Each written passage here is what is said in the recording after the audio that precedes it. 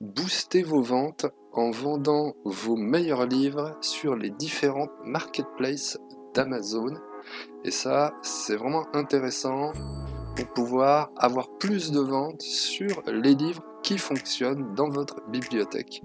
Et on va voir aujourd'hui un exemple d'un livre qui est vendu sur les différentes marketplaces, on va dire, c'est un genre d'étude de cas.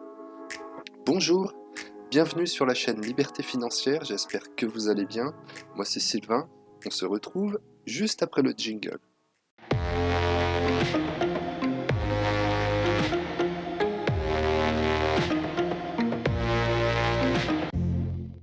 Avant de rentrer dans le vif du sujet, si tu ne connais pas la chaîne Liberté Financière, eh bien dans cette chaîne, on parle principalement du business d'Amazon KDP, mais on parle également du print on demand et puis de formes de revenus passives en investissant dans les crypto-monnaies stables. Donc voilà, c'est une chaîne qui est assez large, mais le thème principal de cette chaîne, c'est le business d'Amazon KDP, où on fait des livres et on les met en vente sur les différentes marketplaces d'Amazon. Et ça, c'est ultra puissant parce que c'est totalement gratuit et tu peux générer des revenus complémentaires ou carrément générer un salaire. Donc si tu aimes ce genre de contenu, eh bien n'hésite pas à mettre un like et surtout abonne-toi à la chaîne et active la cloche de notification pour ne rien rater des prochaines vidéos.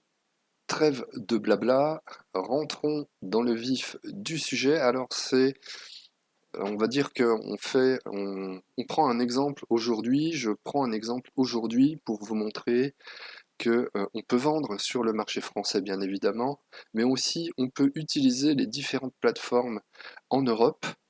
J'ai pas mis dans l'exemple Amazon.com parce que j'estime que c'est un marché qui est ultra saturé. Mais après, il faut voir et sous-nicher et creuser. Pour ceux qui sont anglophones, pour eux, c'est beaucoup plus facile. Moi, je ne le suis pas. Donc voilà, donc pour l'exemple, j'ai pris et j'ai tapé mots mêlés enfant dans la barre de recherche d'Amazon.fr et on voit que il y a quand même pas mal de concurrence. Il y a 2431 livres avec un BSR Best Seller Rank, donc le classement moyen de l'ensemble des livres, il est de 119 105. Ça veut dire qu'en moyenne, avec un BSR comme ceci, le livre un livre de mots mêlés vend en moyenne tous les 2 à 3 jours. On va dire tous les 2 jours pour qu'il se retrouve à 119 000, ouais, tous les 2-3 jours. Et le score de Self-Publishing Titan est à 58. Donc bon, ça reste encore un bon score, mais il y a quand même pas mal de concurrence. Après, il faut regarder et voir, il y a peut-être moyen quand même de se placer. Donc quand on regarde la liste des livres, il y a différents livres, il y a des bons BSR, hein, 18 000 de BSR pour celui-ci 7 318 de BSR, hein, donc c'est vraiment très très bon. 70 000 de BSR, là c'est un livre de jeu. Ici 34 000 de BSR, je prends que les mots mêlés, hein, je prends pas les mots fléchés. Donc là, 113 000 de BSR, 9 665 de BSR. Donc vous voyez que les livres, ça fonctionne. Et puis on prend l'exemple de celui-ci. Momélé enfant 8-10 ans, il est 123 000 de BSR. Hein. Donc vous voyez, je vais cliquer dessus. Il a 14 évaluations, avec 4,6 de moyenne.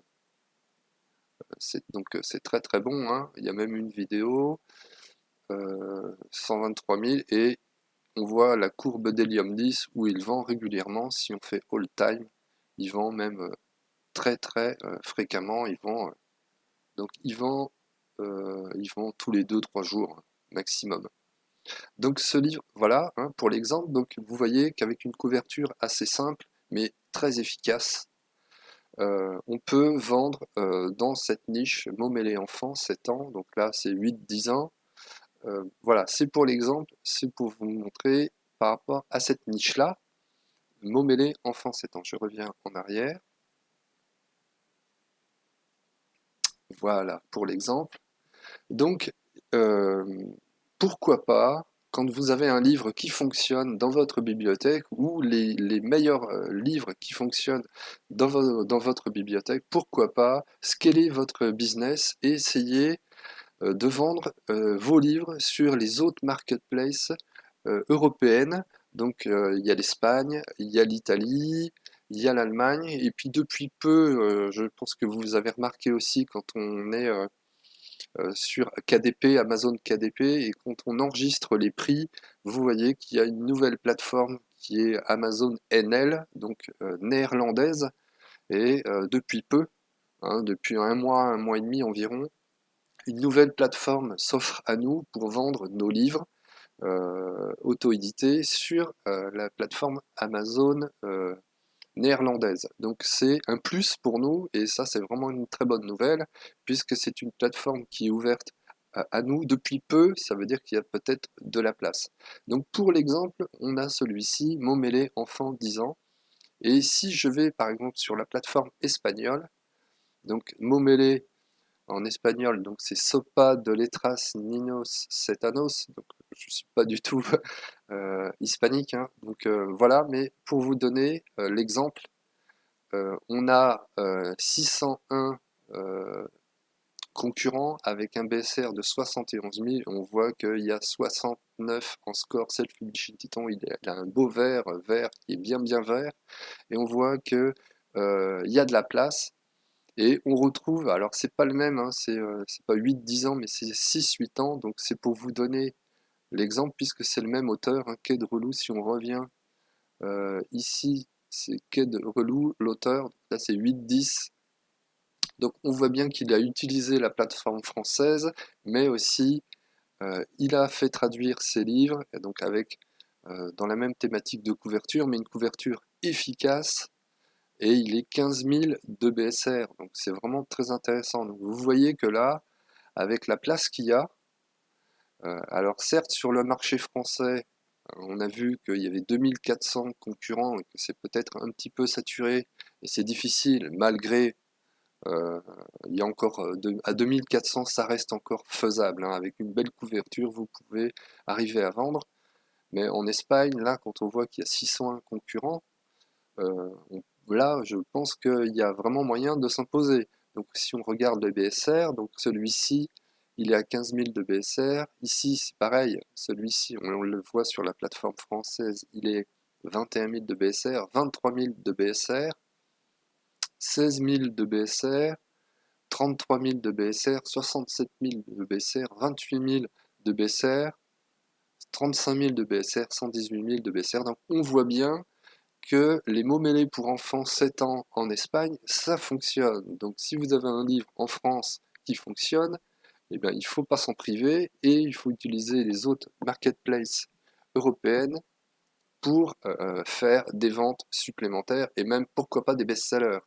Donc si on va sur le marché italien maintenant, donc sur le marché italien, donc c'est Parole Intreciat per Bambini 7 anni, idem, peu de concurrence, 301 de concurrence avec un BSR. Donc là, les livres vendent un petit peu moins qu'en Espagne, 165 000 de BSR, mais ça reste quand même encore un BSR moyen très intéressant.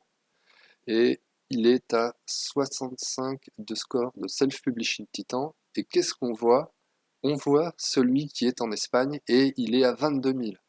Donc vous voyez, euh, en Espagne, il est à 15 000, hein, ça veut dire qu'il en vend 3, au moins 3 ou 4 par jour. Et sur le marché italien, il est à 22 000, donc là, ça veut dire qu'aujourd'hui, il en a vendu au moins 2. Donc, c'est pour vous dire la puissance de pouvoir développer, scaler. Donc scaler, c'est quoi? Bah, c'est multiplier et profiter de votre livre, et puis multiplier et multiplier les ventes et multiplier votre production, et puis utiliser ce que vous avez déjà pour pouvoir faire plus de ventes encore avec votre bibliothèque. Donc on le voit concrètement avec cet exemple-là que eh ben, ça fonctionne. Il vend en France, il vend en Espagne et il vend en Italie. Si on prend le marché allemand, alors là c'est un petit peu plus compliqué Donc je pourrais pas prononcer, c'est très compliqué, Wurzschatzl, Furkinder. Donc ça, pour ça, il faut s'appuyer ben, sur les logiciels de traduction, mais attention, c'est très très limité et ça peut vous donner des mauvaises traductions en utilisant DeepL ou en utilisant Google Traduction. Donc on regardera puisque j'ai pris cet exemple pour la plateforme néerlandaise. Mais on voit que là, en Allemagne, il y a 254 concurrents, mais Self-Publishing Titan ne sait pas nous donner le BSR moyen, donc les livres là qu'il y a, bah, ils n'ont pas vendu. Il n'y a pas de vente. Euh, alors là, il y a 486 000, mais là, il n'y a rien, donc on ne sait pas trop. Et on voit l'exemple là, 6-8 ans. Si je clique dessus, qu'est-ce que ça nous donne? Il a 400 000 de BSR, donc il a vendu, mais bon, on voit qu'il a les deux derniers commentaires sont pas très bons. Mais voilà, la courbe, bon, on voit qu'il vend quand même de temps en temps. Donc c'est toujours un plus, hein, c'est la multiplication des livres dans notre bibliothèque qui fera que, eh ben, euh, avec une bibliothèque bien large, c'est comme ça qu'on arrivera à faire des ventes tous les jours et plusieurs ventes par jour avec une bibliothèque qui est bien, bien fournie. Donc il vend quand même.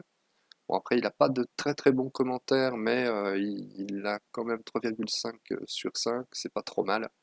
Donc on voit bien que c'est toujours le même exemple, hein, c'est le même livre qu'il y a en France et qu'il y a sur les plateformes européennes.